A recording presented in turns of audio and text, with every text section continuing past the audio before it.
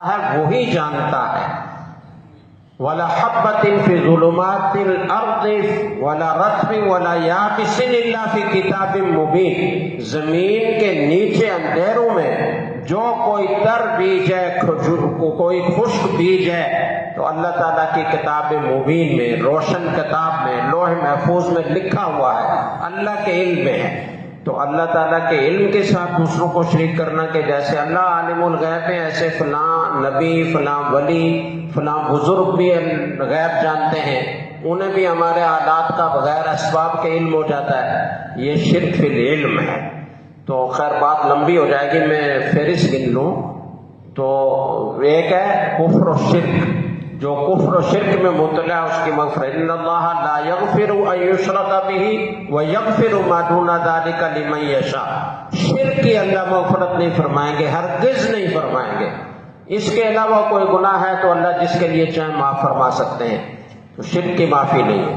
Number 2، حقوق الوالدین، والدین کی نافرمانی کرنے والے کے اس رات میں بھی مغفرت نہیں ہوتی جب تک وہ نافرمانی سے توبہ نہ کرے اور اپنے والدین کو خوش نہ کرے۔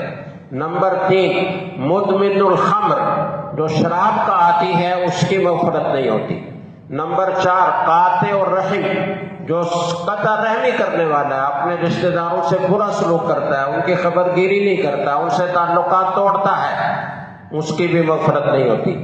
نمبر 5، مشاحن، کسی کا بغض اور کینہ اپنے دل میں رکھنے والا، کہ غصہ آیا، کسی سے ناراضی ہوئی، بدلہ لینے پر قدرت نہیں ہے، اب اس غصے کو روکے ہوئے ہیں، کنٹرول کر رہے ہیں، ضبط کر رہے ہیں، اس سے طبیعت پر جو بار ہوتا ہے، جو گرانی ہوتی ہے، یہ ہے کینہ، یہ ہے بغض۔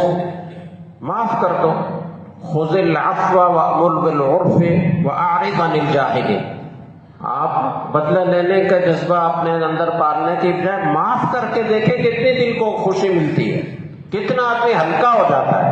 اس پر کوڑتے رہنا، فلاں نے میرے ساتھ یہ زیادتی کی، فلاں نے یہ کی، میرے پاس اگر قوت ہوتی، میرے پاس یہ ہوتا تو میں یوں کرتا، میں یوں کرتا، اسی ادھیڑ بن میں لگے ہوئے ہیں، اپنی صحت بھی تباہ کر رہے ہیں، اپنا دین بھی تباہ کر رہے ہیں۔ اس مشاحن کی بھی مغفرت اس رات میں نہیں ہوتی۔